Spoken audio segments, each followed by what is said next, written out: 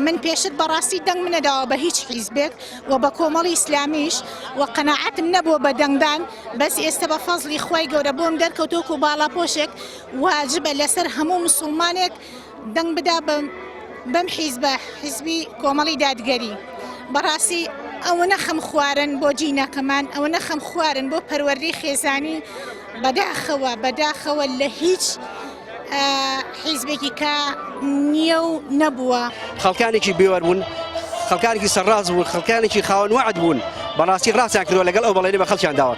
لەبەر ئەوە من داواکارم لە خەڵکی هەرێمی کوردستان، دەنگدارانی هەرێمی کوردستان دەنگ و متمانیان بن بە کاندیدەکانی کۆمەڵی دادگەری.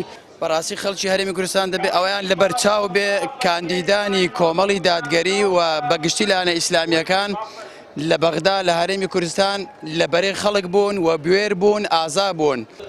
وڵات تەمان لیستێکی ڕاستگۆ بوون لەمە پێش ئەندام پەرلەمانەکان ئەوانەی کە ئەندامی پەرلەمان بوون خۆیان نەفرۆشتووە، لە حیزبەکان ترا بینیومانە خۆیان فرۆشتووە و ئەم حیزبە بە پارە ناخەڵەتێ. اینجا ئەوانەشی کە لە حکوومەتە بوون وەکو عومەر گوڵپی یان وەکو ئەوانەی تریان کە لە حکوومەتە بوون وەکو مامۆستا عەبدوستار هەمویان دەستپاک بوون، جێ متمانەی خەڵک بوون.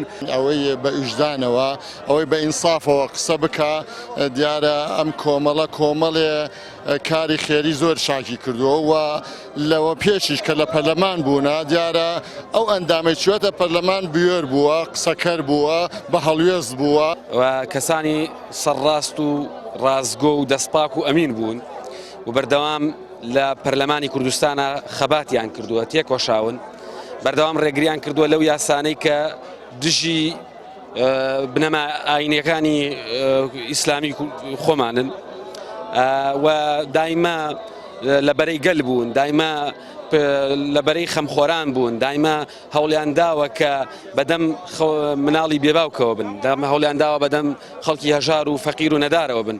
ئەمە ژوای لە ئێمە کردووە کە متمانەی خۆمان بەم حیزبە دادگەریە ببەخشین لەبەرەوەی حیزبێکی ڕاست و حەقبێژە، لیستێکی خواناس و قورئان لە دەستە. لەبەر ئەوە ئەو کەسانەی کە دەنگ نادەن حەقە دەنگ بدەن بۆی دەنگەکانیان نەفۆتێ نەچێت بۆ حیزبەکانی کە.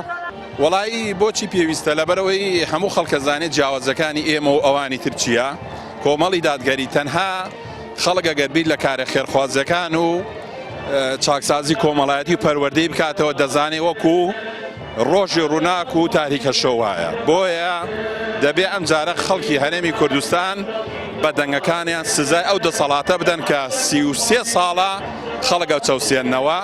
پشتیوان بەخوا ئەو جەماوەرەی ئەمڕۆ بینیوتانە خەڵکێکە نە بە زۆر هاتووە، خەڵکێکە لەو باوەڕێیان بە قەنەعەتی خۆیان هاتووە کە ئەلحەمدولیلا جەماوەرێکە کە بێشومارە ئەمڕۆ. بەڵام ئەلحەمدولیلا کە کۆمەڵ هەیە کاتوانێت دینمان بیر بخاتەوە، کاتوانێت ڕامان بکەشە بۆەوەی کە دینی خوا بڵاو بکەینەوە. من وەکو خوێندکارێکی چەند ساڵەی لیستەکەی ئێرە وەکو پەروەردەیەک توانیمە سوودیان لێ ببینم و بێگومان بە هەمان شێواز وەکو پەروەردەسازی سوپاس بەخوا دوای ماوەی 7 ساڵ کە من قوتابی بووم، ئێستا وەکو مامۆستایەک خاوەنی چەندین قوتابیم و هەروەها ئەمە هەمووی سوپاسگوزاری لە دوای خوای گەورە بۆ لیستەکەمان هەر هیوای سەرکەوتن بۆ هەمومانە خوازت.